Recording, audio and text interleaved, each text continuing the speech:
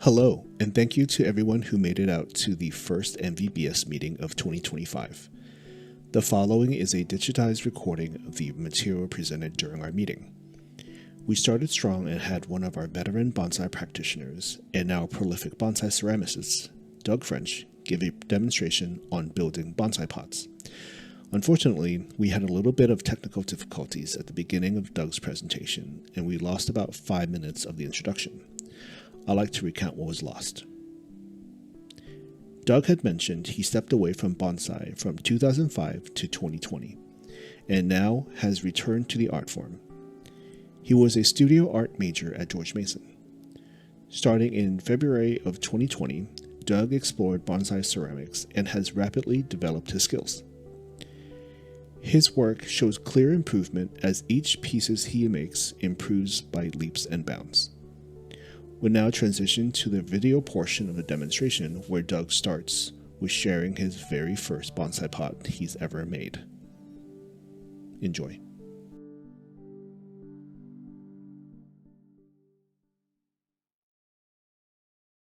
And I still have it, and it's here. It works. It has holes in it, and it's good. But you learn a lot as you progress through. But I still have the first one that I made, and the wire holes, you have to have really small wires to go through there. So that's something I learned right away. Like, that's not going to work. So anyway, I'll talk about that too. But so started back in 2022 making pots. Learned a lot. It's always a learning process, just like bonsai, right? You try something that didn't work, or hey, that worked great.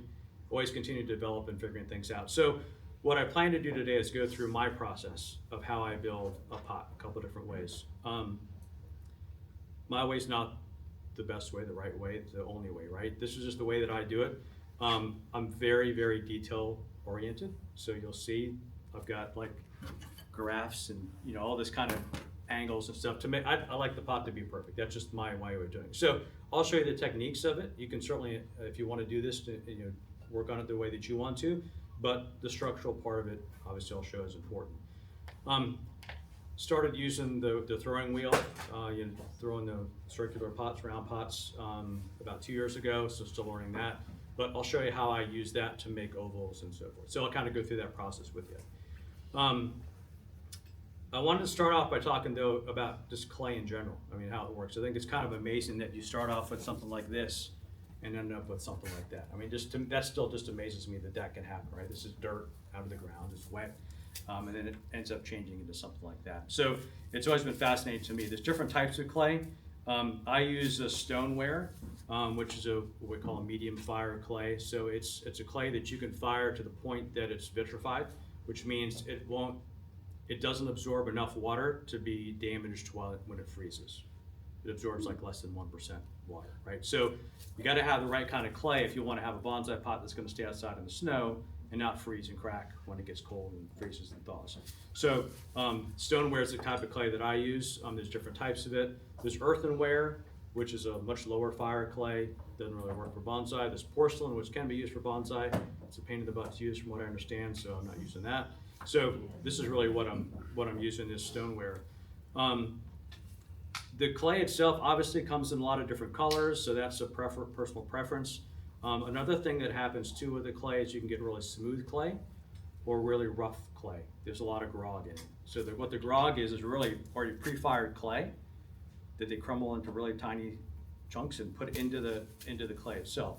So what that does is it adds structure to the clay. So if I'm trying to build a larger pot, something like this, I want something that has some grog in it so that it doesn't shrink as much, it doesn't warp as much, it holds structure a lot better when I'm building a pot. So those are some things that I kind of think about when I'm choosing the clay that I want to use. Also, there's a lot of clays, like this one, for example, has little black specks in it, which actually affect the way that the glaze performs on it.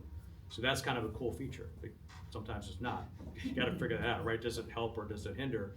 But it can help. So for example, it's hard to see maybe here, but this one, it has kind of the black specks, and I'll pass this around, but you can see on the outside, there's little specks on the glaze too. That doesn't normally happen in this glaze, but it's a cool effect because of what's in the clay itself. So if you want to pass that around, you can kind of see the color of that clay and the specks in there. Is that a chemical reaction, Doug? Yeah, I think Or it's physical.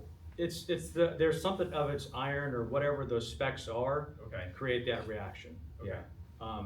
And again, a lot of times it's really cool how it happens, sometimes not as much, but that's something to experiment with.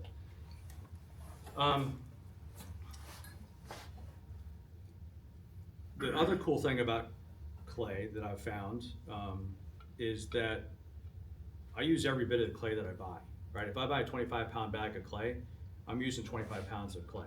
I'm not throwing anything away. So when I make, and you'll see when I cut out these slabs, there'll be extra pieces that I have.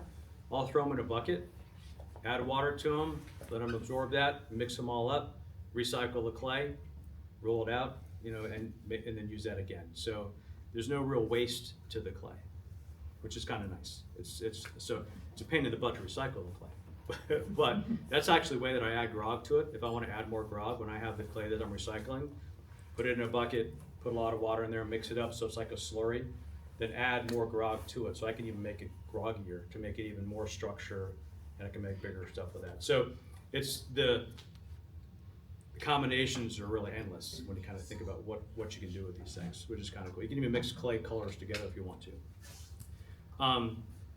One of the things I found out quickly about the process, so obviously making the pot is one thing, but then you got to go through the firing process, which is making it a permanent piece of stone essentially, right? So once the clay is dried, you fire it, and there's two firings that happen. First one is the bisque fire, which makes it a solid piece of material. And at that point, you can't recycle it. It's done, right? So once you fire it at that first bisque firing, then it's done. You can't do anything else with it. You can't go backwards, I should say. And when that happens is the clay shrinks, right? So what's happening is it's taking it from this mud and essentially firing it at about 1800 degrees, I think it is, 1800 degrees Fahrenheit, to make it a solid material. So it starts to melt, starts to form glass essentially, and make a solid material. At that temperature though, it's still very porous. If you put it in water, it just soaks up the water like crazy. So you can't use that for a bonsai pot. Also, it looks like crap. So this glaze was this clay here. And I remember the first time I did it, when I first fired this, I didn't know, right? So I had this clay, really nice brown clay, and I go and take the bisque fire and it comes back pink. I'm like, dude, what'd you guys do to my clay? Look at this, it's pink. That's not right. So that's just the process it goes through. It's just that first process, it solidifies it, but the color's not right. Then once this is fired again to the glaze firing, it comes out to be like this color. The inside of that pot there is this. That's what it changes to. So again, just it fascinates me, the chemical change that goes through the transition from a chunk of mud to a usable container, right? On that particular pot and some of these other ones, you can also, there's glaze on the outside, certainly the yellow is the glaze, but then also you can put washes on there. There's iron oxide washes, there's manganese washes, other types that you can put on there to kind of add that different color and antiquing effect to it. So again, there's tons of combinations you can use to add an effect to the pot. I'll pass this around to kind of give you an idea. So this is the clay that I'm going to be using today. This is a wet piece of clay.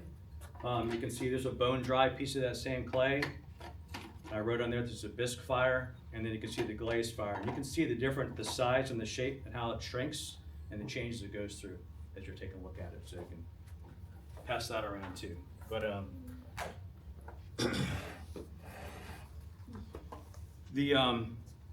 when it goes to the glaze firing, so that reaction is very interesting as well, right? So you've got the bisque ware pot. It's this crazy pink color, whatever it ends up being. Then you choose the glaze you want to put on it, and when it goes to the firing process, again, it creates the glass essentially to make the glaze. When I put that glaze on, it's kind of a whitish yellow. There's sort of a hint of yellow to it, but then it turns to that bright yellow. This one here, when you put this glaze on, it's just kind of this dull, kind of off-white color when you put this one on. And then it turns into this because all the stuff. I'm not getting into the chemistry of glazes because I don't know, but it's pretty wild, right? So that's the reason I do all this. So I don't know what's going to happen essentially, I have an idea, but I don't know exactly what's gonna happen when I put a glaze on a pot. So I do tons and tons of test tiles to see what happens. This one didn't turn out the way I wanted it to. This one's pretty cool though, right? So I go through it up, I think I look through the list that I have. I've got 140 test tiles at home. I use about 12 of them, right? So a lot of them don't work, but you always keep trying new combinations to see what does work. So that's some of the fun parts here, right? Just mixing soap. I use all commercial glazes. I don't make my own glazes. That's too much. I don't want to get into that. But there's hundreds of commercial glazes that are fantastic. You can layer them, you can mix them, you can do different techniques on them to change them up. So that's plenty for me. So the firing process of getting it to the vitrification, the glaze happening the way that it should, that's about 2200 degrees Fahrenheit. It's hot, right? They get that thing going to make that reaction happen. That's a cone, what they call cone 6. That's where you kind of get that vitrification level. There's also cone 10 firing, which is a little bit hotter. Different type of clay you need to use, different glazes, but again, just different processes you can use to get to essentially the same end result. All right, that's a lot in a little bit of time. Any questions or yes? Is wild clay or like collected clay ever used in bonsai pots, or is it just kind of an ongoing quantity? It is, yeah. I've seen YouTube videos of people doing that. It's probably tough to do that on a regular basis, but yeah, it has been done. The thing that I'd be concerned about or questioning is, what do you fire to? What's the, because there is, like I said, I've got access to a gas kiln recently, so there's a different clay that I have to use than what I'm using here. This is cone 6, that's cone 10, different temperatures. I got to use different glaze to make, or different clay to make that happen. Because if you put this clay that I'm using in a cone 10, it'll bloat and it just looks bad. So, but yeah, it definitely can happen. Yeah, you pretty much have to collect the clay, process it a little bit, make something with it, test it, figure out what temperature it can fire to safely. Yeah. Just lots of steps, and then whether or not it's gonna fire to a stoneware temperature would determine whether or not it'll make a good bonsai pot. Yeah, exactly. Do you have a picture of your kiln? So thank you for bringing that up. I used Manassas clay. So I don't have a kiln of my own. My wife won't. I mean, no. I'll just say I use Manassas kiln, right? So, but no, they've been fantastic. So they're obviously Manassas.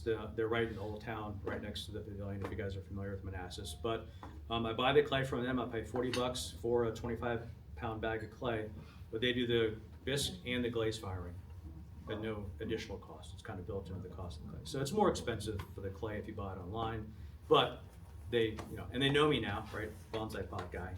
So, but it's good because they know I'm coming back, every week or so to pick up stuff. So, but they do a nice job. The only concern with that is that, first of all, I'm trusting these folks to put a pot that I've been working on for a month and a half into the kiln and not break it and ship it. So, but they've been very respectful. I appreciate that. But there's no control over the firing of the kiln. So sometimes I get a surprise, which is good. Sometimes I get a surprise, which isn't so good, because the temperature that it fires, the cool rate, all that has an impact on how the glaze reacts.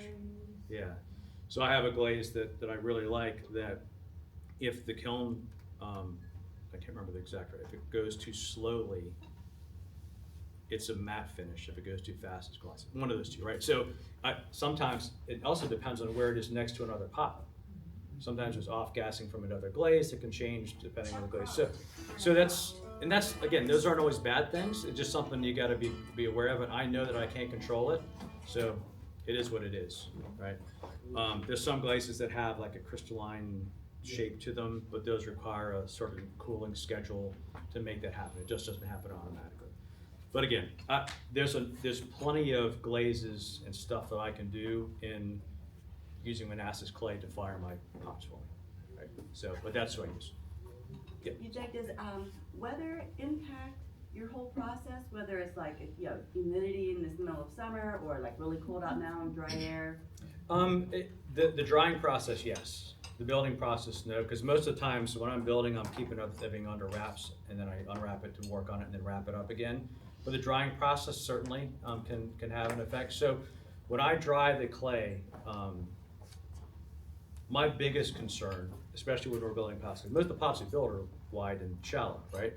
So if there's any type of twisting or torquing to that, that doesn't make a very good bonsai pot. So my biggest concern is that warping and twisting. So I take a really long time to dry the clay. So this pot, for example, 5 weeks to dry it.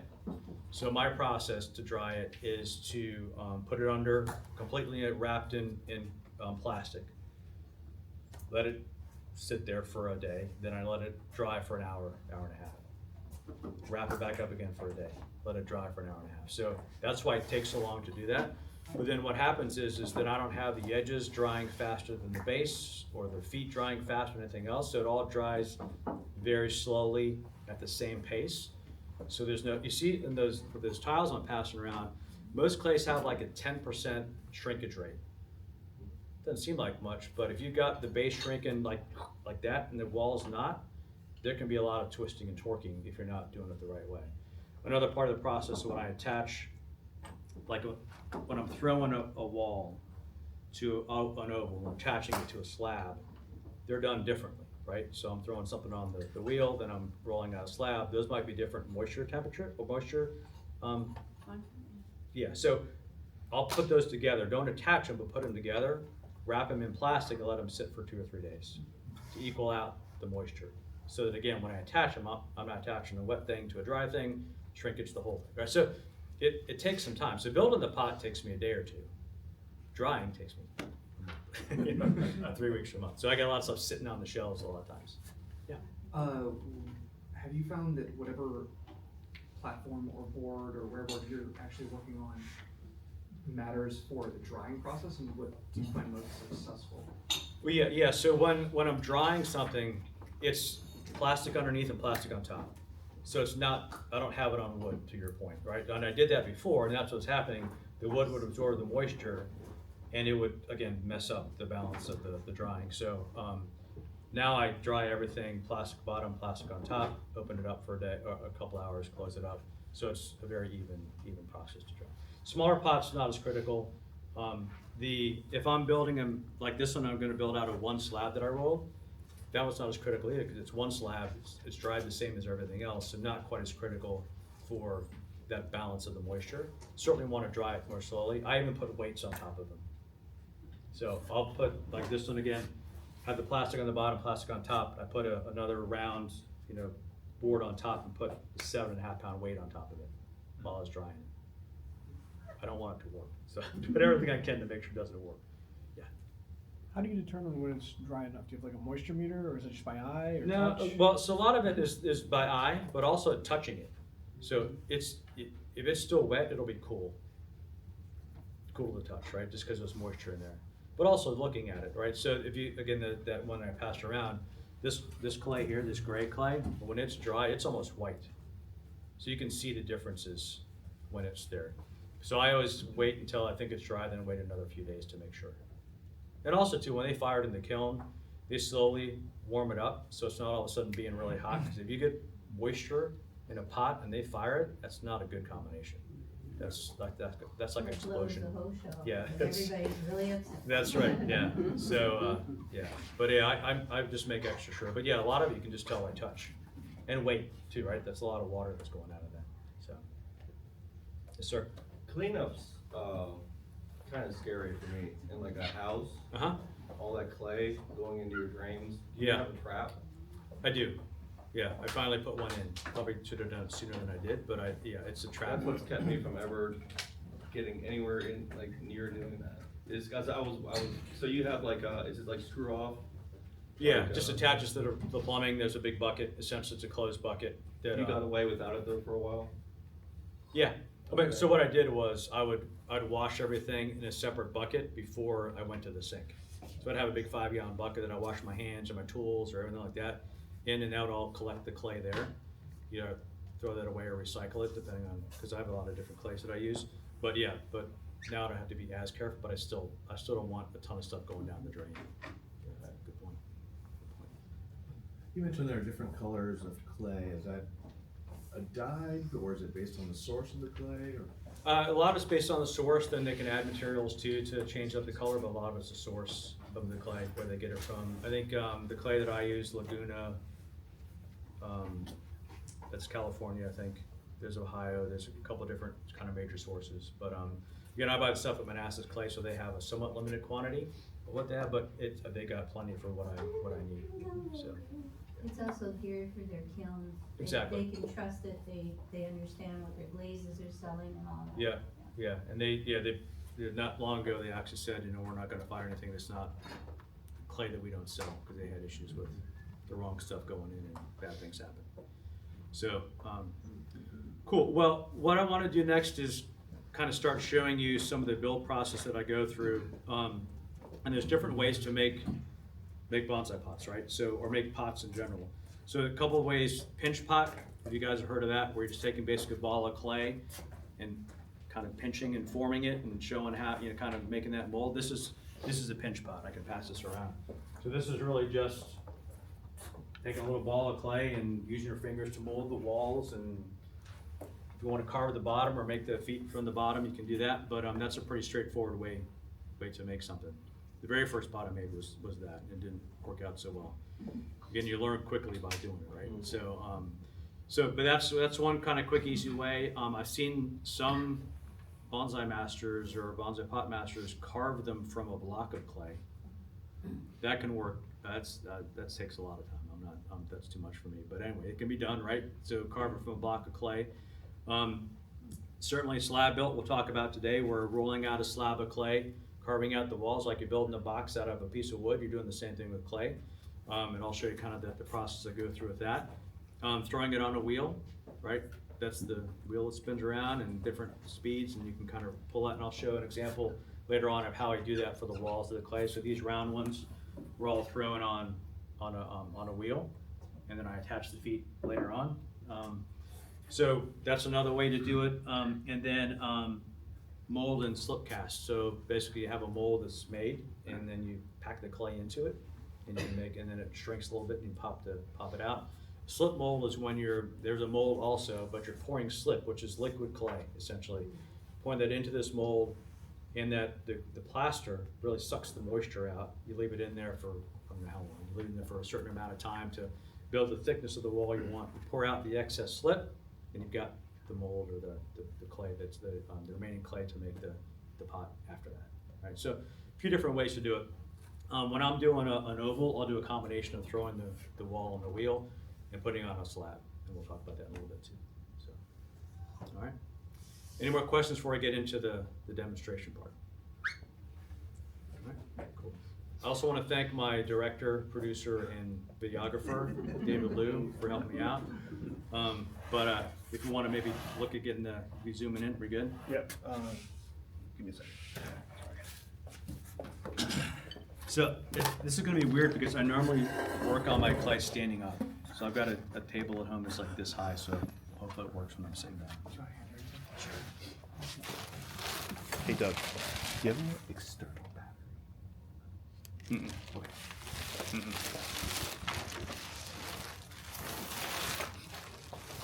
All right. Is that better? That's not better for me now. That is the best I've got. We are. All right.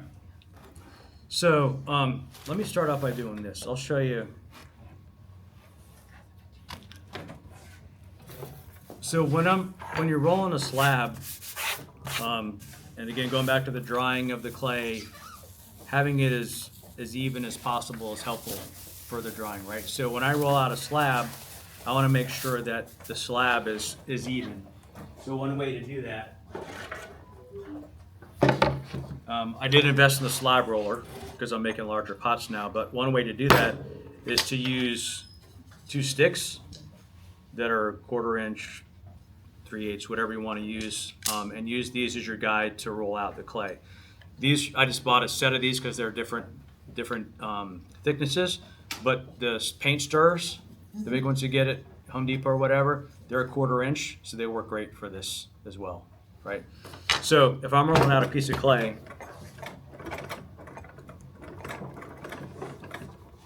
That's why we didn't put the camera on the table, David, right? So I'm gonna kind of get it flattened out a little bit first. And then, I think we made biscuits with this last week, but it should be fine. So, rolling it out. And what I'm gonna do is this thing that people say that clay has memory. So you don't want to necessarily always roll it in one direction. So I flip it and turn it. So when I'm rolling it out, it's getting even as best I can. Now another way to do it, you got to be careful about stretching the clay some. When I get a bigger slab, I'll put another piece of board on the other side and flip it. So I'm not stretching the clay when I'm trying to lift it up and turn it over. So let me see where I'm at there. So now I've got a slab. I don't know if you can see here, but there's an air pocket in it right there. So I'm gonna pop that out of there. All right, so now I've got a slab that all the way across is a 1/4 inch. Right, so pretty straightforward to do that. And then you can kind of use this to cut out your pieces that you want. The one thing though that you got to be careful of is that right now it's really, really, really wet, right? So you can put finger holes in it pretty easily. So you've got to wait till the clay gets to what we call leather hard. That one piece that I passed around, the wet piece of clay, is leather hard, right? So you can put your finger on it and it won't make really big dents in it, you know. But it's still, you can still move it and bend it, and it's still moist enough that it'll attach to other stuff, right? So, pretty straightforward, right? Any questions on that? Okay, cool. And as you get it, if you're wanting to get into this, you start learning these tips and techniques. So, see, you know what this is? Shower cap. You can buy like 100 of them online for $4. So I use these for the balls of clay when I'm recycling or just have extra pieces. So that's how you roll out a slab. So once you roll out the slab, then you can start cutting out the pieces that you want. So when I'm building a pot, I have sort of a general idea of what shape I want, certainly. You know, the size, the shape, the depth, etc. So I'll build out, make templates. And this is watercolor paper, right? So it's thick paper. So, and I've got my dimensions on there, so I know what the size is. So I've got a bunch of these at home that I can use to build different size pots. When I'm building a pot, I mean, just generally building, you know, bonsai pots, you're thinking about proportions, right? You think about the tree that maybe would go into it. You know, is it a strong tree? Is it a more movement to the tree? So you're thinking about the same things when you're selecting a pot for your own tree. I'm thinking about the same things when I'm building the pots as well. So it did take some trial and error. So for example, when I'm building a rectangular pot, I like the shorter side to be about 80% the length of the long side, right? That's, to me, that looks visually pleasing.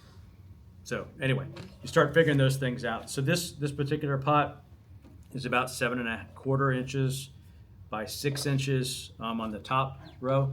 It'll shrink by 10%, give or take, so it's going to be a smaller pot than that, right? So it's really as straightforward as, and by the way, you start collecting tools. I have 4 of these at home with all sorts of different tools in them, so I brought the ones that I would need today. But let me see here. So I've already cut some of these pieces out.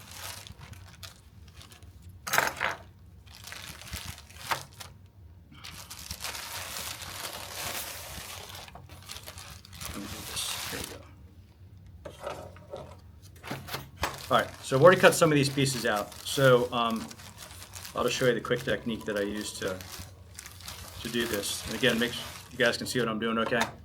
Yep. Okay. So all I'm doing is putting this down, using a needle tool to trace it out.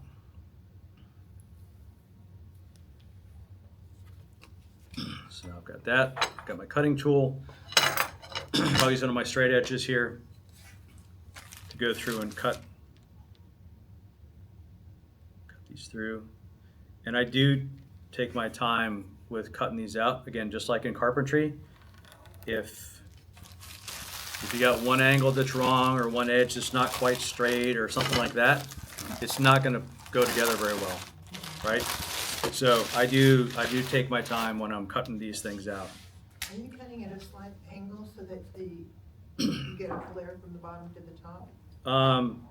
So this way, yeah, right? I've got the angle this way, but when I'm cutting the pieces themselves, I'm cutting as straight up and down as I can, and I'll show you why in a second, right? So cutting as straight up and down as I can when I'm actually cutting the pieces. So I'm taking the blade and putting it up against the straight edge to make sure I'm cutting it straight each time.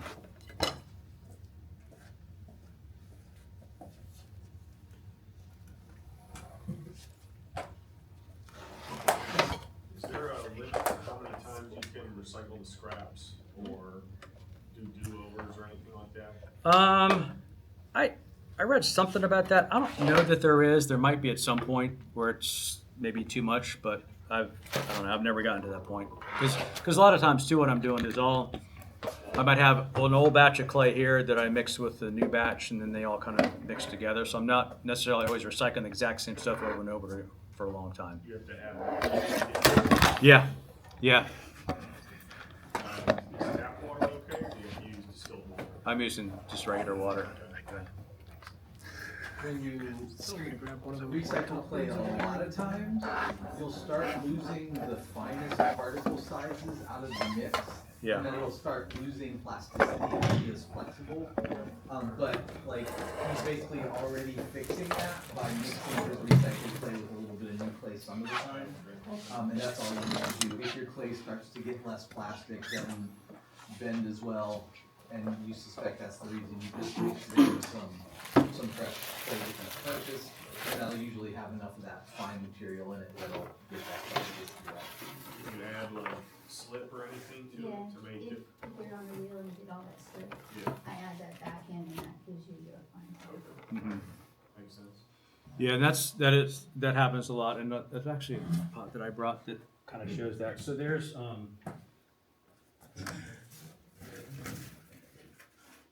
yeah. So this one is the same clay as the one I just passed around. But what I did with this one instead is when I was working on it, I took a sponge and sponged away a lot of that that fine slip to reveal the rough parts of the clay to give it a texture.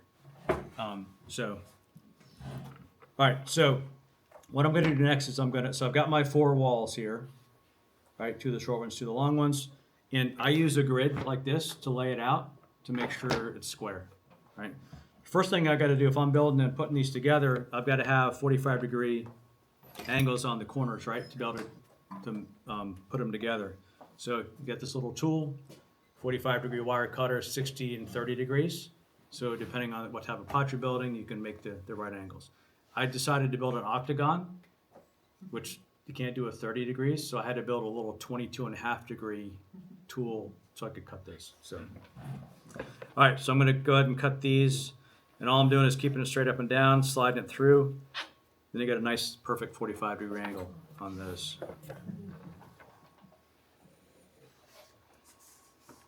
So I'll start laying these out. You bought this tool? Yep. Yep.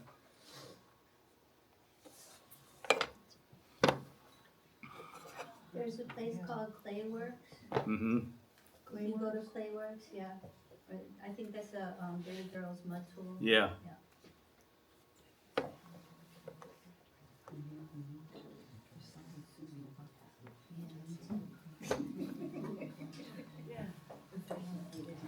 You guys can see okay what I'm doing up here? Yeah.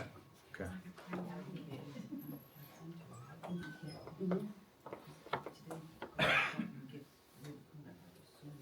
Again, the clay I'm using is leather hard, right? So it can move around, but you're not seeing my fingerprints when I'm touching it, right? So it's enough that you can mold it and shape it, but not enough that you're going to mess it up when you're working with it and touching it. Another tip for us women, keep your nails short. Because otherwise when you do, your nails Yeah. right across, then make a trench. You're Yep. gonna fix that. That's right. That's right.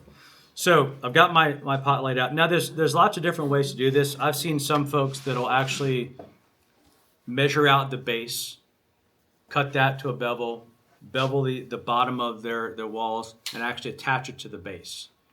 That's a lot of precision for me, right? So what I do is I'll build the walls first, and then cut the base to fit the walls. Right? That's just the way that I've done. Not one right. I think Aaron, when in the videos, he has some really good videos on building pots, and I think you cut out the base and then attach it, if I don't remember. But anyway, again, there's different ways to do it, obviously. But this particular way that I do it, I build the walls first, and then I attach them to the base. So now is the time to attach them together. So here's my slip. That again is this same clay that's just liquefied. And what I do to make the slip is I'll let this get leather hard or more than that even, and I'll take a grater and then shred it up really fine, and then mix water into it to make this slip. So what I'm doing now is taking this little tool that has just little wire prongs on it, and I'm scoring the edges of these areas to create a little rough area, kind of thinking it like if you're repainting something, you want something to stick to it, right? So I want the slip to stick there. It also forms a little barrier of soft clay to act as glue when you're putting it together.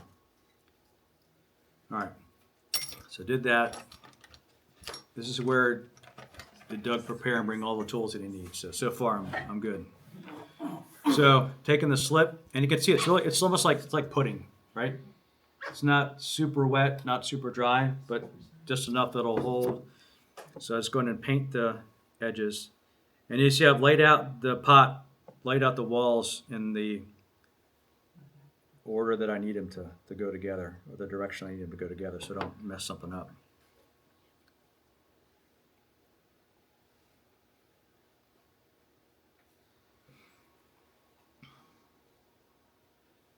And feel free to ask questions as we go along here.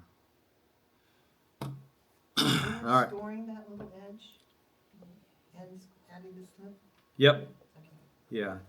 And you can do it a couple of different ways. This is, again, a little tool that works well. I've got something else in here.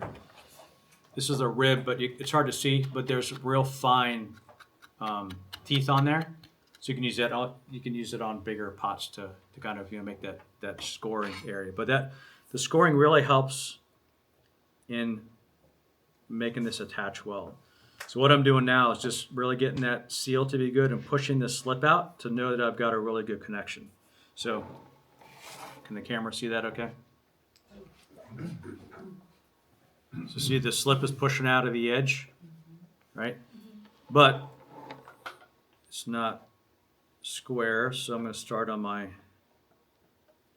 so now I've got it square where it is now, and I'll adjust that in a little bit, but now I've got it set up so that it's square and attached together. And I can see slip coming out of this other side too, right? So I know that's a good, well-attached piece. And I try to make sure that those angles are really lined up well, because if they're shifted a little bit, it's not going to match up to everything else. So keep doing the process here. This other one already has slip on it.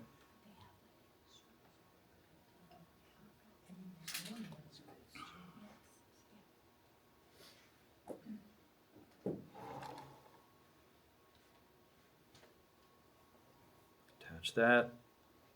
And sometimes I get a little wiggle just to, again, get any air bubbles out of there if I can, if there are any, to make a good solid connection. Check my square again. And move on to the last one here.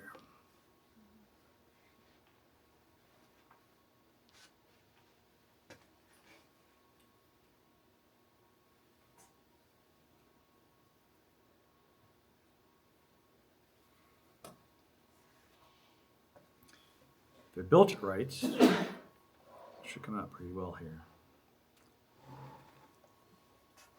Yep. All right, so this is looking good here. So get that one attached. Let's see, here's one. This is one of those things where being precise helps, and it's not a big deal, but it's off just a little bit. But I'll turn it around here. All right, so we've got it pretty well squared up. So everything's attached. See, this one's just slightly higher than the other, but not a big deal. There, we can move that out. That helps. All right, everybody can see that okay? Yep. All right. One thing I'll do at the end is I'll go through it, and it's maybe hard to see from there, but I'm taking both of my thumbs, holding the top, and then running my thumbs up that seam to seal that seam really well. And it takes that extra slip off. So see, now I've got a nice clean edge there with that. So I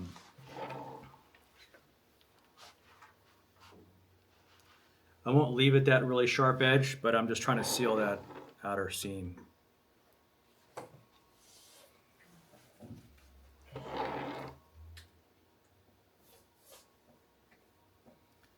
Because the inside seam I'll reinforce with clay, and I'll show you how to do that on this other pot. I'll reinforce that with a coil of clay. All right, so now I've got that all squared away. And what I like to do with these pots, because I've found, for example, with this one, it curves in. If you don't do anything, if you keep them straight, it tends to curve in. So I always tend to bow my sides out a little bit. I think visually it just, to me anyway, it just looks better if I do that. And this is another reason why I cut the base out after I build the walls, right? Because that angle, that little curve that I'm putting into it. All right, you guys, it's hard to see. It's probably hard to see that, but I just put just a very little bit of a bow to the sides. All right, so we got the walls built. What I typically do at this point is put this back under wrap. Let it dry for a couple of hours to equalize the moisture in there before I attach it to the base. Don't have that kind of, I don't think we want to sit here and watch it dry. It's probably not very exciting. So what I brought my heat gun, so I'm gonna try to dry these a little bit. So if we want, we can, here we'll pass around my first embarrassing attempt at a bonsai pot if you want to take a look at that, see how that turned out. But let me fire this up real quick here. The heat gun. Can we plug it in there? Okay, cool. If anybody's cold, come on up. Warm your hands up.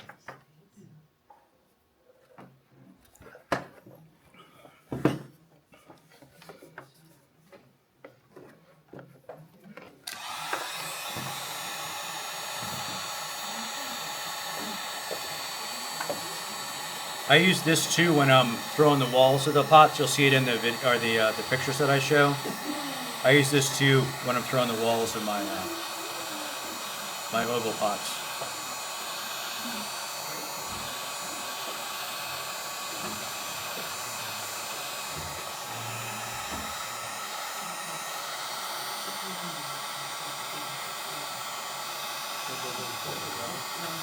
This feels very antithetical to what you've been describing, because you describe yourself as a very patient potter, and actually and you have a great eye for detail. The work comes out really clean. So, like, this force drying is like the opposite of what you described as your normal. That's correct. Yeah. Approach. I don't normally do this. I'm just naming it because I think it's notable. What kind of dryer is that? Oh, look at this. What's that? What kind of dryer is that? Yeah. A little Wagner. It's like $20. Well, it's a heat gun, so it's hot. It's not a hair dryer. It's a heat gun.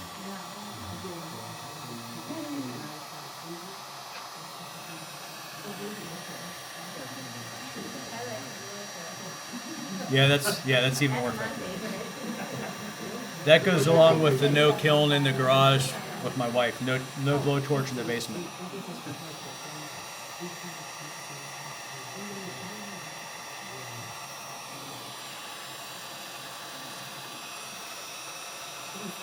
Okay, I think we're good here. I think that's enough so that it won't fall apart. All right, careful. That's very hot at the end. All right, so I'll work my little board here. All right, so what I'm going to do next, attempt to do next, is to attach it to the base. So this is the same slab that I had. And again, normally what I'll do is this is going to be dry enough that I can easily pick it up and flip it over and so forth, but I think it's still pretty good. So I'll gently flip it over onto here, and it held pretty well, so it didn't feel like it moved much. But what I always do is, again, position it where I want it to be, get out my trusty angle, make sure that the edges are still straight, which we're good. All right, okay, so now I've got a position where I want it to be on that slab, and I'll trace around the edge. And on the inside as well. And then what I'll do, because sometimes this will shift, is I'll do registration marks in there. So I don't know if you can see on the video here. So registration marks, so I'm kind of doing them for each one of the sides. And then so I remember which side is which, I'll do 2 on that side, right? So then I know where the pot goes, where it's supposed to go back to. Just a disclaimer, you can't see it here, you will definitely see it on YouTube, all the details. Okay. Okay. Is it hard to see up there? The registration marks are a little bit hard to see, but it's okay. Because we got the lights on, so we can see you. Yeah. Gotcha. Okay. And so I can see what I'm doing too. Yeah. All right. So I'm going to turn this back over, and it probably distort a little bit. So I'm going to go back to my scoring tool. And Doug, if you want to show the scoring tool, just hold it up to the camera. You have to do it on YouTube, right? There you go. Oh. Yeah, To it's like a focus, bristle brush. Yeah. Yeah, just a little wire. So I'm going to go through and just score where the edge of the pot outline was. Some ideas, the walls that we just put together, right? Create a little bit of extra clay there. And I'm going to use, on this one, I'm going to use this tool. And part of it is, if you can see, there's a little bit of an angle coming in. So I want to make sure I get a good seal. So when I'm doing this, I'm taking off that higher ridge to kind of make it a little more flat.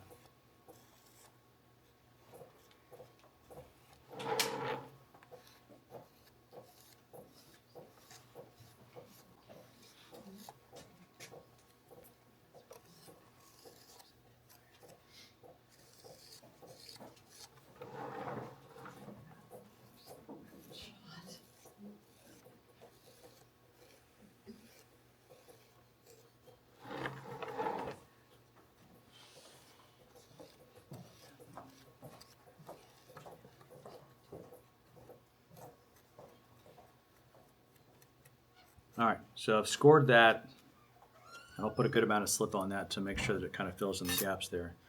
So, go back to the slip.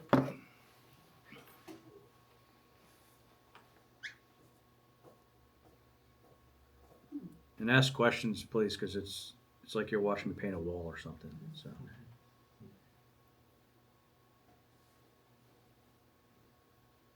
Look, I guess I was expecting you to cut out the bottom first. Mm-hmm. But Yeah, I tend to wait because I want to make sure that it's set in there really well. And also sometimes, and I'll show you on the other pot that I'll do, I'll sometimes leave a little bit of room because I'll put, I don't think anyone's have it, I'll put like a bead around the bottom sometimes. So I'll leave a little bit extra when I cut to be able to form that bead. So I'll show you on the oval, I'll do that there. When do you usually put the holes in the bottom? Before I put the feet on. Okay.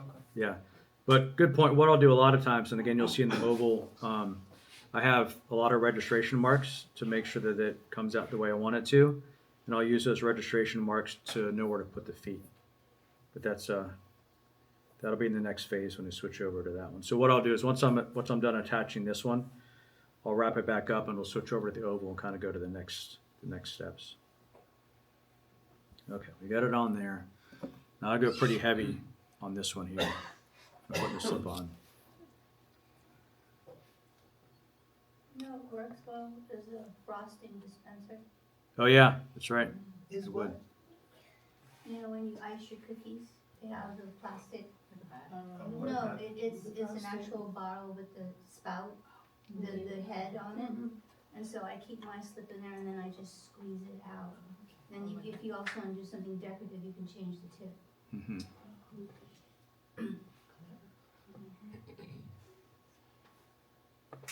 Beware the kitchen gadgets that find their way into the ceramics. Yeah. You already saw a couple, rolling pin, you got the And then cheese most grater. of the boards and rulers he has are all quilting stuff. If you Yeah. guys do quilting, that's Yeah. really good to keep things on track. She was talking about a pine, The pine mat. It's the same thing, you have a visual cue of where to line things up. Yeah, thanks for pointing that out, Lane. These are all quilting tools. These work really well. And this one is nice because it's plastic, so it doesn't absorb moisture. So I can leave it and wrap it in there and not have to worry about it drying out unevenly But on it a is board. heat sensitive, so you have to be careful, you will warp the board. As we just noticed with my heat gun. You can heat it back up and put it between two boards, it'll straighten back up. Straighten it back up, okay. All right, so I got a healthy amount of slip on there, which is what I wanted. Again, the reason I put those two lines in there, this spun around and I don't know where the registration is anymore, so I'm gonna look here and get myself ready. So, turn this way, so I'm ready to go. I see my two registration marks here. So I pick it up, and I did it wrong. I like the gasping from the audience, it's great. Okay, so now we're on there, and it's hard to see, I know, but what I'm doing is lining up the little registration marks, and I'm doing the same thing I did with the walls. I'm putting a good amount of pressure down on this to make sure that I got a good seal, and squishing out that slip at the bottom.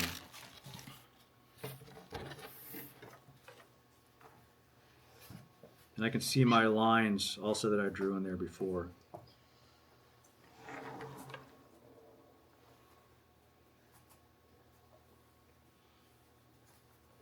So that's all pretty, and I got slip coming out of the bottom here, and I got slip coming out for the most part inside.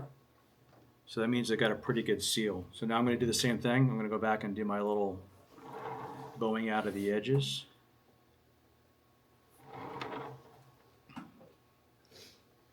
So it has that. I just think visually to me it looks better, even when the pot's done and if it bows out a little bit, it just looks better. Is that like a 16th or an 8th? The bowing? Mhm. Yeah, about that.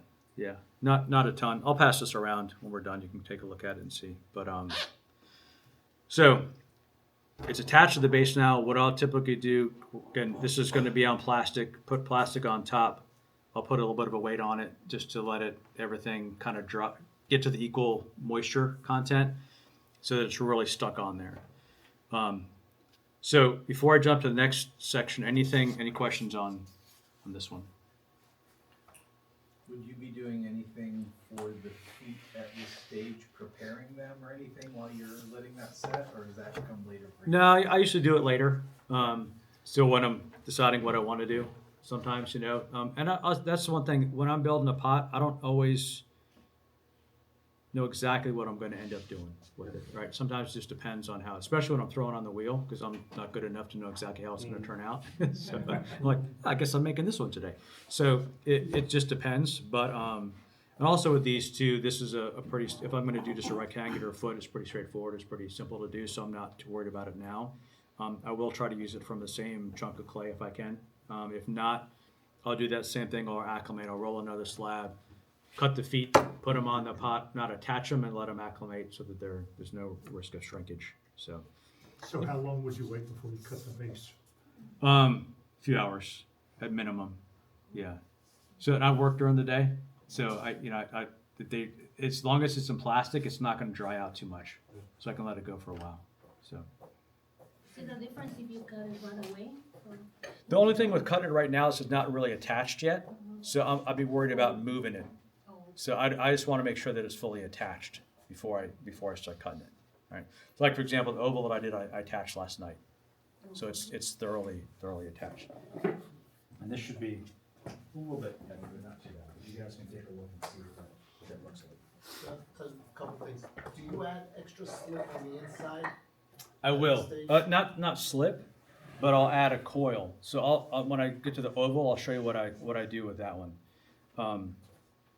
Yeah, so I'll reinforce the edges and the corners at that point. On the inside. On the inside. Yep, on the inside. So let me.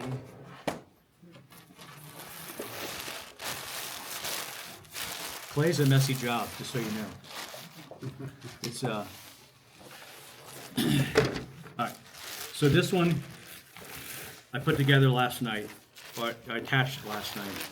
But what I want to do first is I did have some pictures. So we can go to pictures, please, David, of my process of throwing the walls.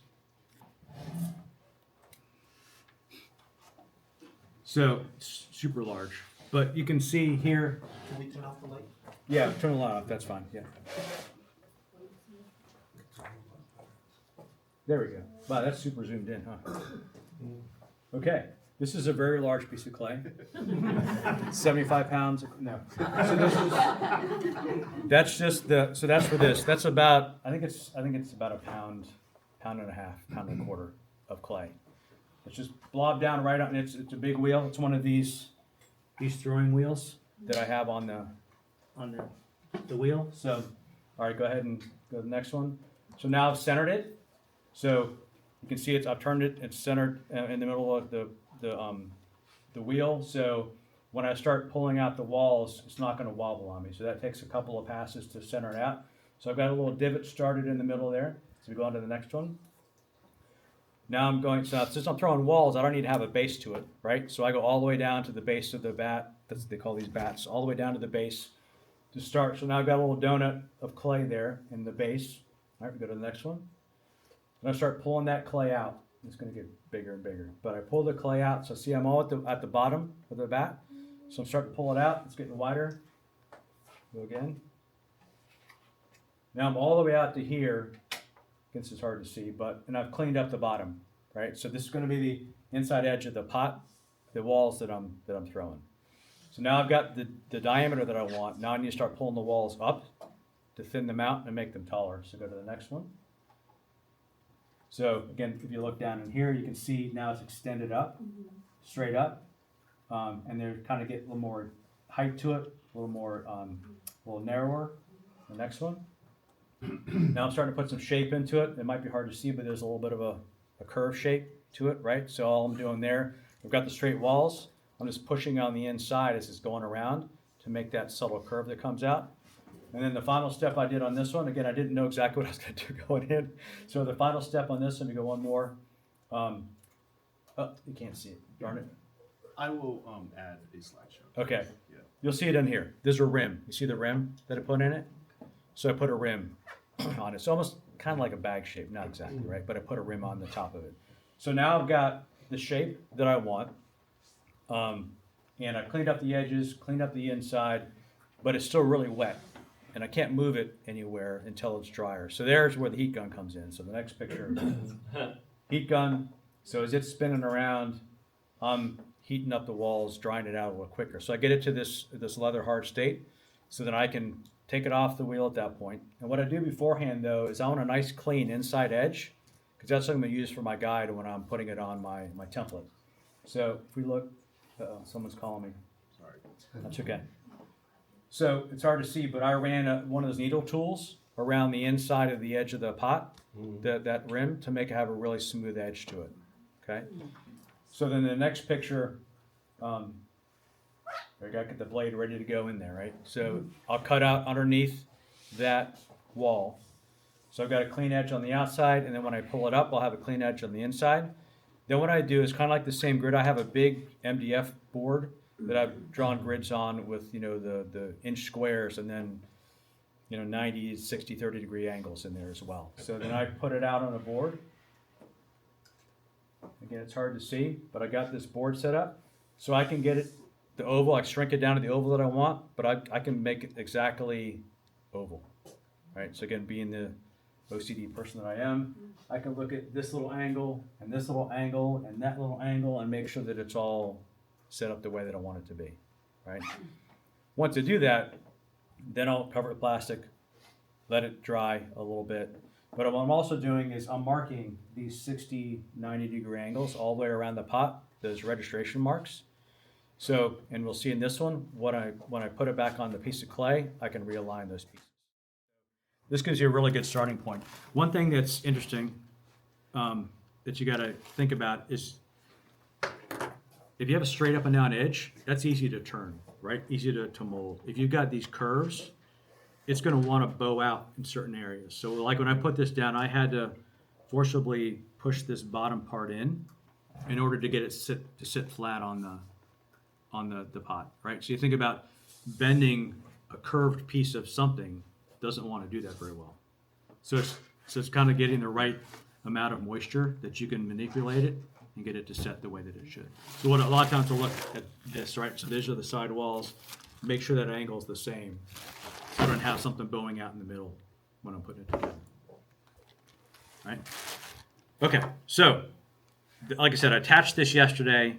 You can see that the slip is still showing that's out there. So a couple things that I'll do. I can find the right little piece here. What I end up doing too is end up making tools. So these are all just, I guess you're going stirring sticks or popsicle sticks. But I just have all these different ones with different little angles and cuts in them that I use for, just obviously for different things. But I make a lot of these tools. So I can go around the edge now and clean up this extra slit so that I have a nice clean edge at the bottom when I'm ready to cut. So I've got a good registration for the cut. So you can see how that makes a nice smooth edge at the bottom. I might take this off the plastic to make it easier.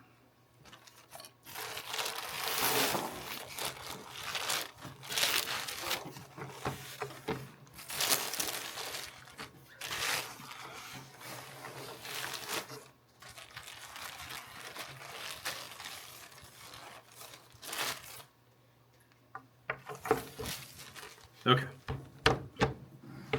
So I've got a nice clean edge around the outside of it, so I kind of know where the edge of the pot is. But what I want to do before I start cutting, I'm going to reinforce these walls, this connection down here. I want to make that nice and smooth and make a good connection. So this is the same principle as we would use if we're attaching reinforcing the rectangular wall. We're going to basically take some of the soft clay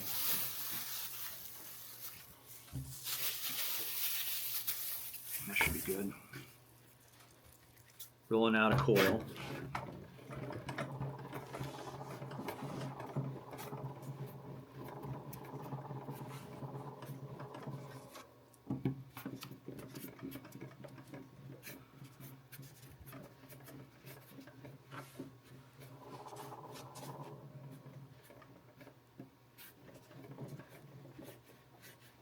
Does the consistency stay the same as you're working it? I guess I'm thinking of like kids' clay. It seems to get softer and easier the more it works, the more you work it. I think that's a product of heat. Yeah, this is the opposite. This is all about moisture. So the more you use the clay, the more it's out, the more it's going to dry down. So actually this one last night, because I had it out and was working on it, I actually sprayed it with a water bottle to add a little more moisture to it because it was getting kind of dry. So I've got my coil ready to go. I might need some more, we'll see. But what I'll do first, before I put the coil in, because again, I want to make sure I've got a good seal. And all this stuff is learning from mistakes, right? So I didn't do that one time, and then I had the separation at the bottom of the pot. So I'd rather take a little bit extra time to make a good seal and score it and put slip in there than have the pot be ruined when it gets fired. So all I'm doing is taking my little scoring tool and going around that seam, right? Going around the seam to make sure I've got that roughed up at the bottom there before I go in and put the coil in. And actually I'm going to do this now because it's just because I can. But again, I've got those scoring marks in there, right, where those lines are. So I've got a perfectly centered line there. So what I'll do, and I don't have my little measuring tool, but what can I use here? So I'm gonna come in and do, I'll do this. I'm gonna come in a little ways for where my holes are gonna go, right? So I'm gonna make a hole here, I put a little mark there. I'm just kind of gauging where this is. So I've got my spots where my holes are gonna be. And I can do these now because I don't need to wait necessarily. So I've got these little cutters, right, that I can use. I've got some bigger ones at home too that have for cookie cutters. I'm just going to go in and get that centered. Push it in. There we go.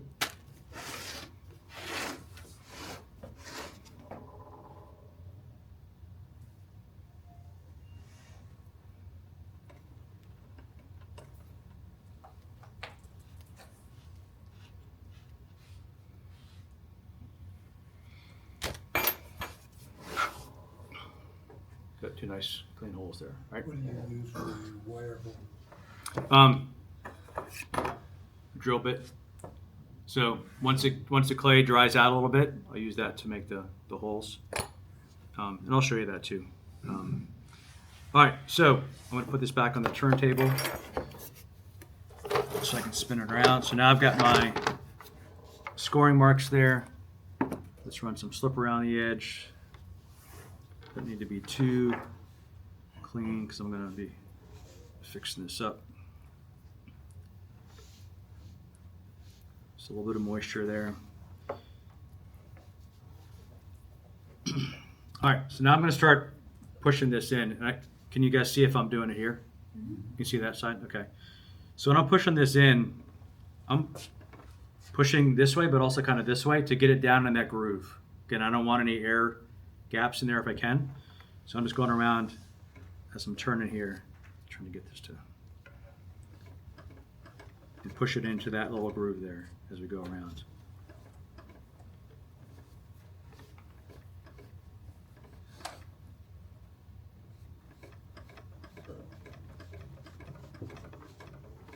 Just to make this clear, if I'm reading this correctly, you got kind of three wetnesses of clay right now. You've got your leather hard piece that you put together last night, you've got your regular soft coil of clay, and then you've got a little slip in there. Correct. So I'll have to like kind of, Yep. that's more of that, wrap it up and let it all even out again. That's right. Yeah.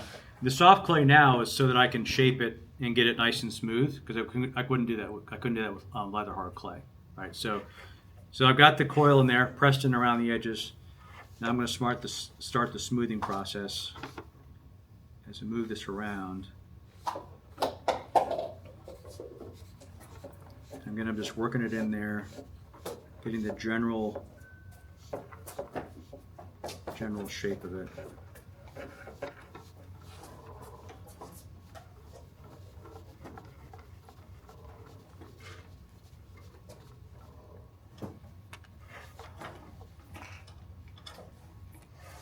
And I'm just kind of feeling where I think I might have too much clay in certain areas and taking some of that out. And I like to make the pots look like they came out of one piece of clay. So I want to have a really, really smooth edge on this. So I'm just kind of roughing it in now.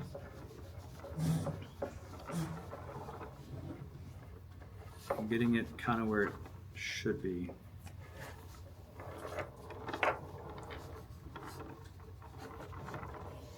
And I can tell already that this wet clay is drying out because the moisture is being sucked out by the drier part.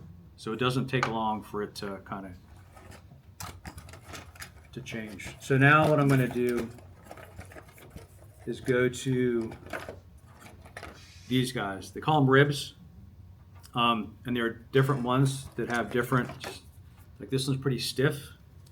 This one's really flexible, right? And then stuff in between. So I'll use these to further refine that inside edge, and I actually end up taking quite a bit of that clay off as I'm doing it. So I'm just going back in over where I just went in, and this is also why this needs to be a solid connection, right? So I'm putting a decent amount of pressure going around the edge of that pot to get that clay out. See, I'm taking a nice little chunk each time I go around out of that.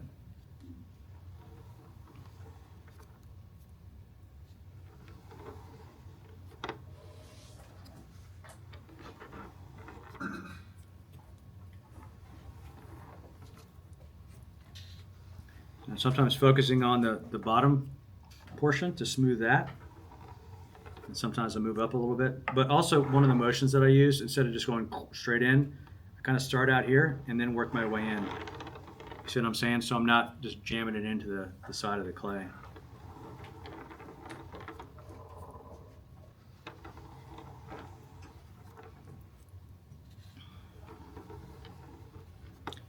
So I've been focusing on the bottom part, and you can see it's pretty smooth now, right? So it's pretty good transition. So I'm going to move up a little bit. And I took quite a bit of back out of there again. Then move up and focus on a little bit higher.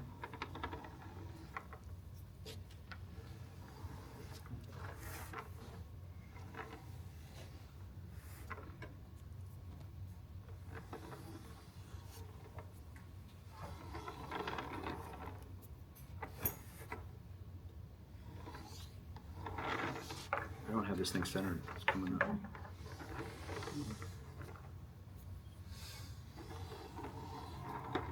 All right, so I've got pretty smooth all around the edges. So I've got it nice and clean. So this is again the stiffer tool. So this one helped me carve away a lot of the stuff I didn't want in there. And again, being the OCD person that I am, bring out this one, and this one doesn't remove a lot of clay, but it burnishes it. It really smooths it out. So I'll be going all the way around here, and it will remove some clay.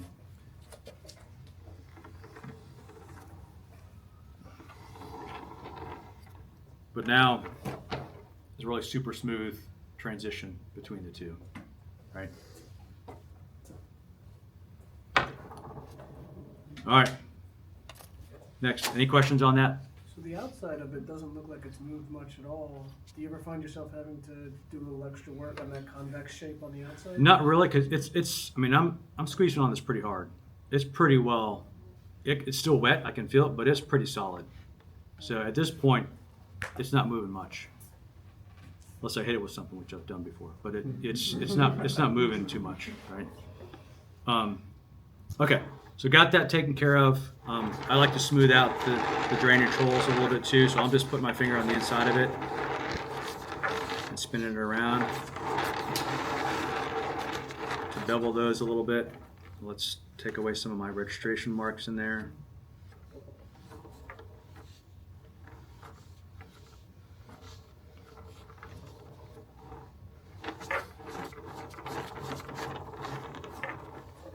So they get a nice smooth bottom to it. Okay. So now what we're going to do is, everybody good? Yeah. So, see, this is fun to me. I hope you guys are enjoying this. So, okay. By any chance, is the bottom of the pot completely flat, or do you concave it a little bit so that the water drains down to the hole? It's flat. It's flat. Yeah. When it goes to the firing process, unless you put something underneath it, it'll sag a little bit, but it's flat. Yeah. I know I had it. All right.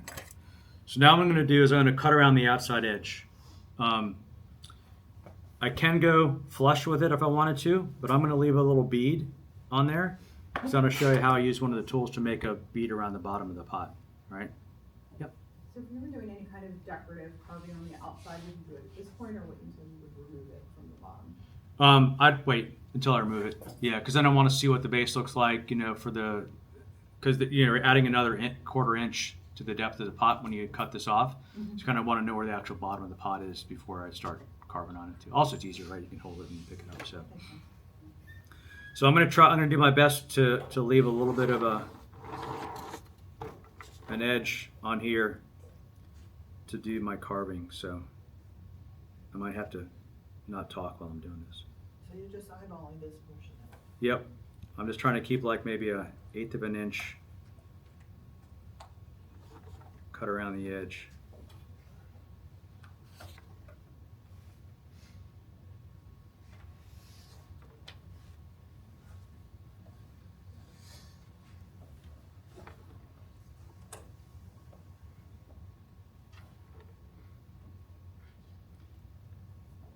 And I'm trying to be really careful with this too, for a couple reasons, because I wanted to be careful, but also because I'm going to use this same clay to make the feet. So I want to have a nice, smooth, if I can, inner edge when I'm building the feet.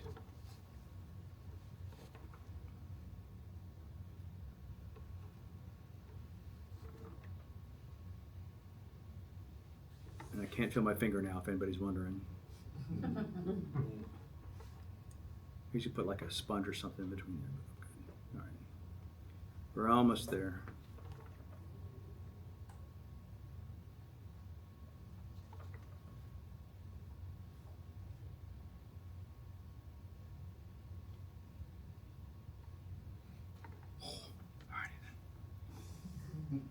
Okay. So I'm going to cut this out. And these registration marks also help me when I'm building my feet, because I can see where, draw them out long enough, but I can also see sometimes where the 60 degrees or that, you know, helps me cut the feet to the right size. All right, so now I've got these guys done, so I'm moving over here. Hey, there we go. Looks like a pot, right? Yeah. Nice. So, okay, so I got the little bead around the bottom of that pot now, right?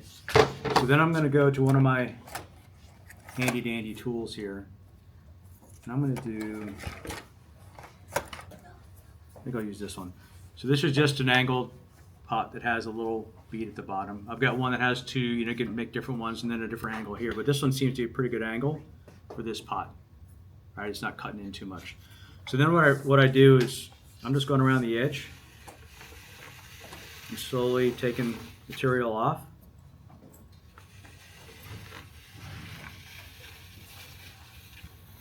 See, it's just pulling up material as you go around.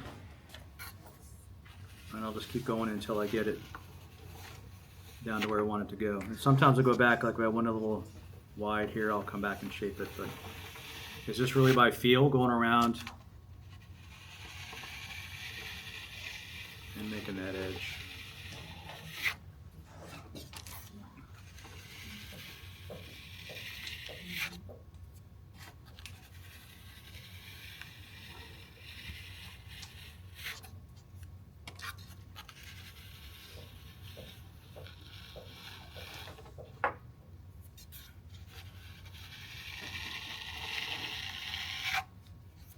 Almost there.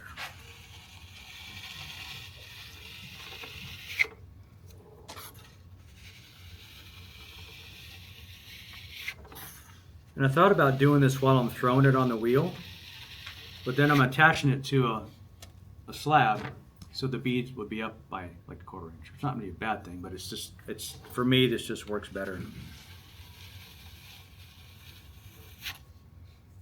I think we're pretty good. I'll let him do one more pass, and I think we'll be good.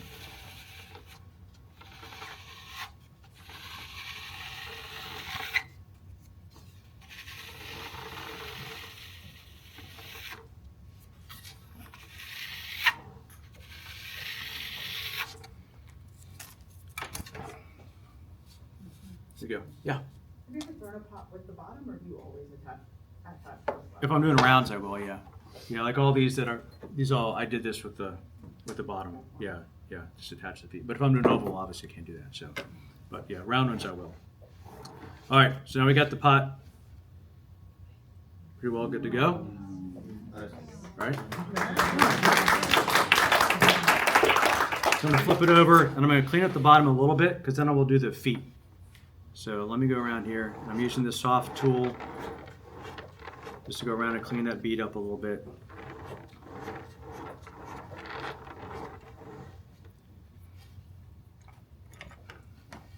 Use this one here.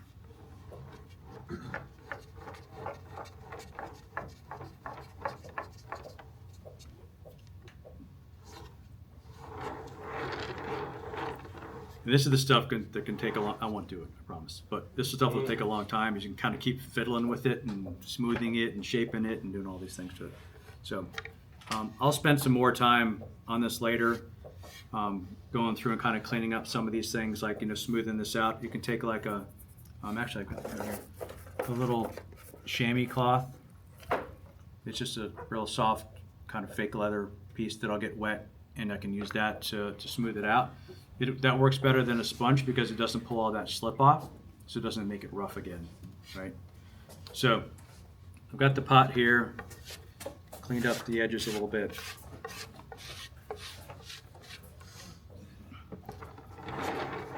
Fix the feet, the drainage holes, make those nice and smooth.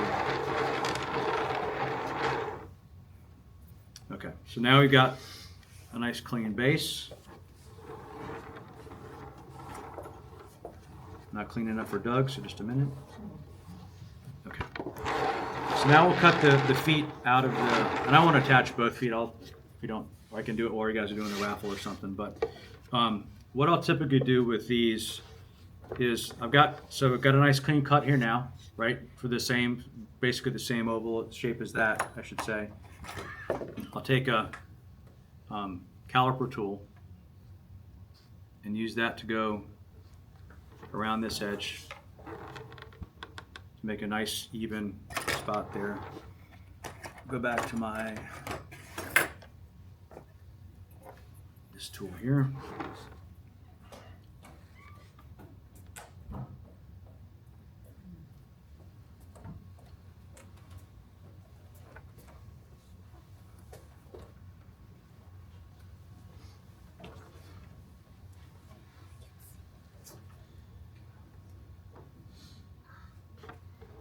All about having the right tools. It is. Yep. Okay, so now we got a nice foot that we can use there, right? So the next thing I do, again, being as particular as I am, I'll take my guide here, get that centered, and I'll figure out where I want the feet to end. For me, it just ends up being, I always know 60 degrees is kind of where I want my feet to end. So I'll put a mark here, put a mark there, on the edge of the pot, put on my feet, and then I know that I want it to be cut right there, cut right here. And I'll do a little registration mark too that helps me.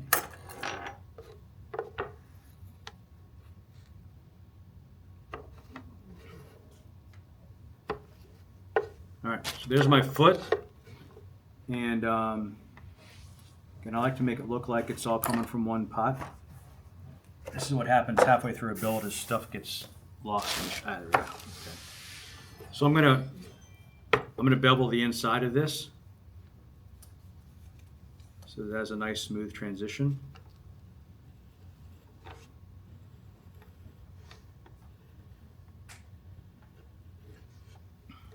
See, now you have a nice smooth transition to that.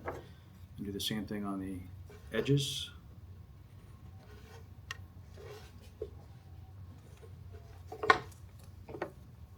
So then there's our foot that goes on.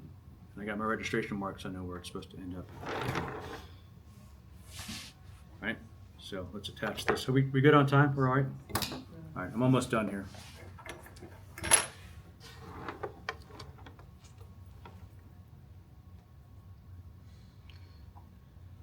So I've got it lined up where I want it to go.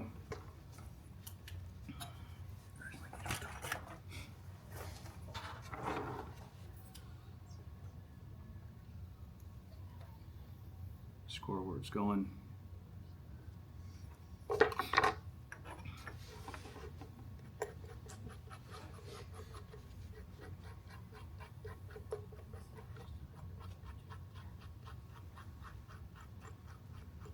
You're scoring it now. Yep. Yep. There's whispering in the back of the room. Now I understand why pots are so expensive. Thank you. Thank you. I was going to say at the beginning, so my 2 or 3 goals for today were to hopefully get some folks interested in maybe making pots, but also, and this is what it did for me, is help people understand that it takes a long time to build a pot. It's not a simple process to make it happen. So that's why they're expensive. And the third thing was, if you all follow me on Instagram, we'll get more followers than my daughter. So that'll be awesome. When you post a video, can you also add a list of the basic tools and equipment that you need to get started? Sure. Yep. Or just make a post about tools. That's right. I could do that. Yeah. How many tools do you have?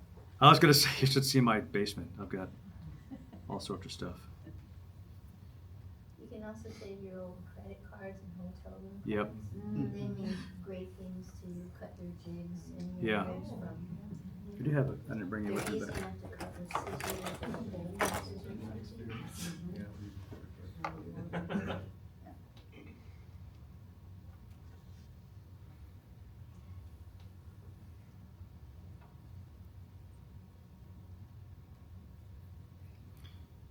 I do want to show you one more thing after I attach this foot that I'll do for feet. So you notice on a couple of my pots that we passed around, I got the cloud feet, I guess you call them. I'll show you what I do to make those. So again, I've got put my foot on there, and I'm putting a good amount of pressure to. I can hear little air bubbles popping out of this as I'm pushing it down on there. Pushing the corners down really well. Making sure the slip squishes out.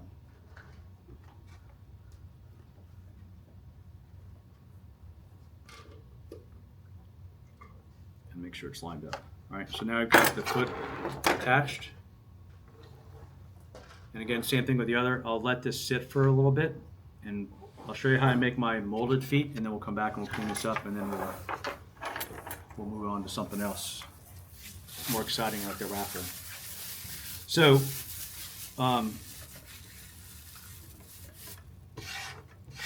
everybody knows Steve Martin?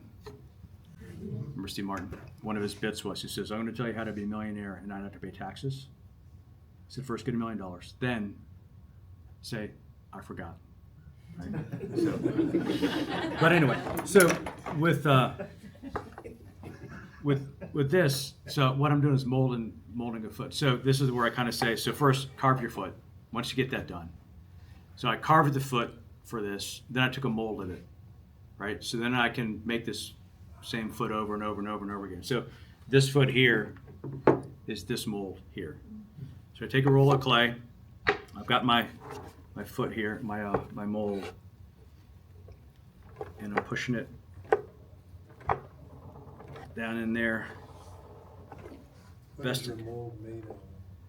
Plaster Paris. How long does it last? Like how many? I've had this for a couple of years, so it's lasted quite a while.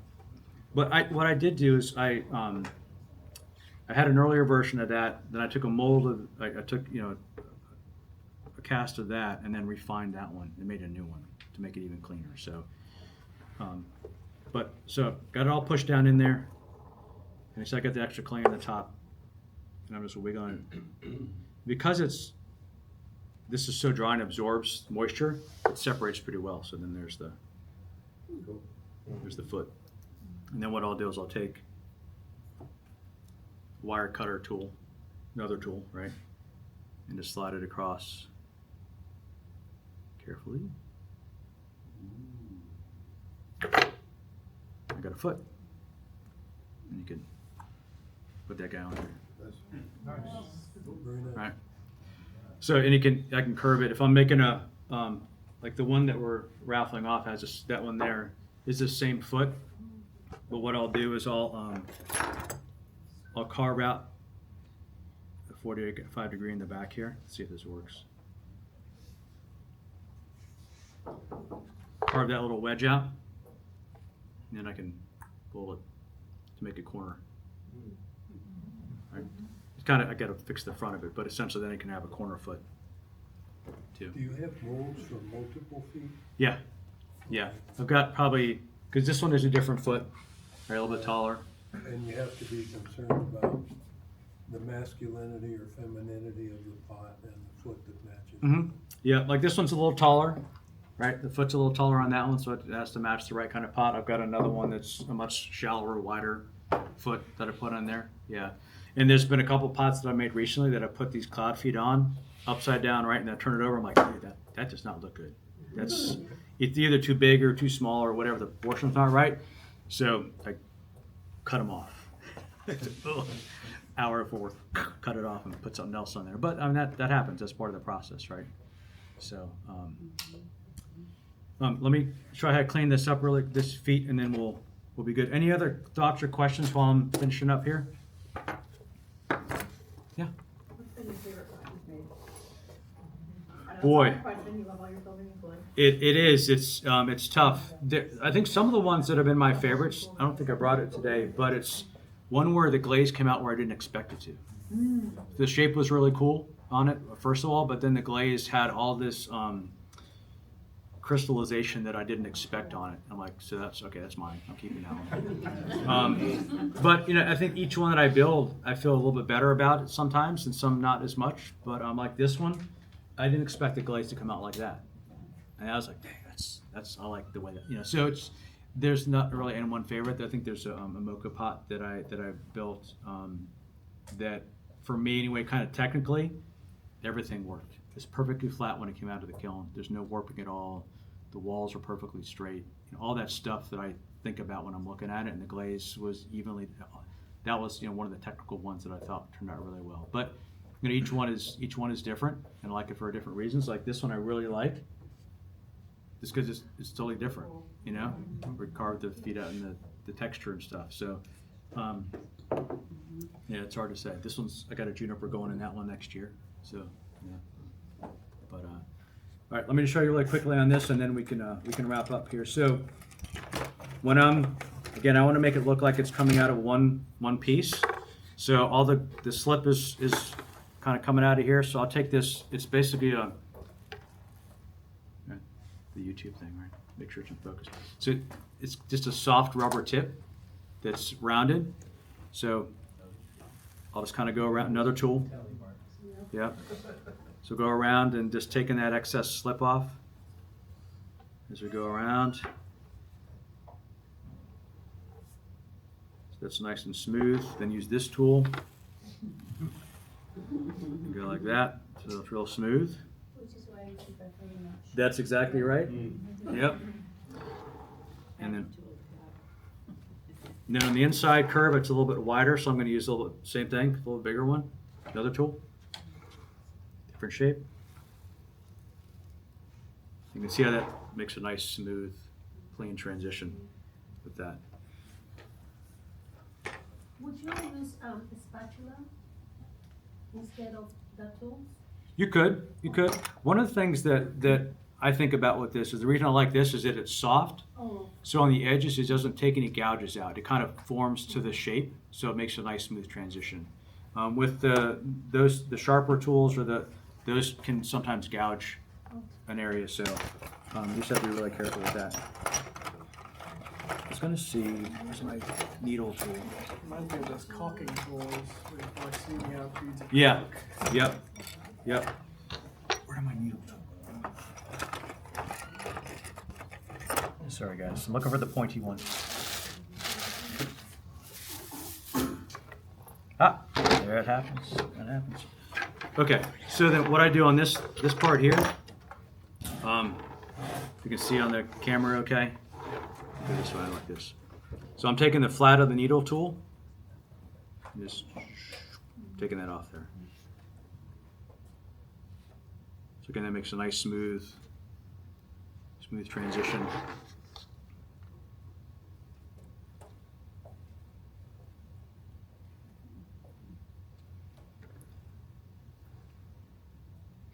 So that's real nice and smooth. Move it together, kind of seals the edges. And then you do all this afterwards, going in and smoothing these out. I will do real quick. So then when I'm ready to drill the holes, use the drill bit.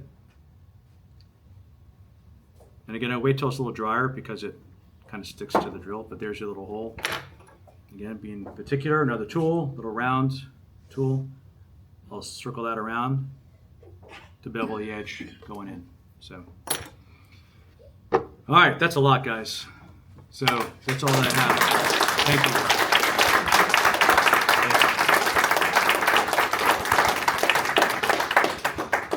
you. Feel free to come up, take a look. Happy to answer any questions.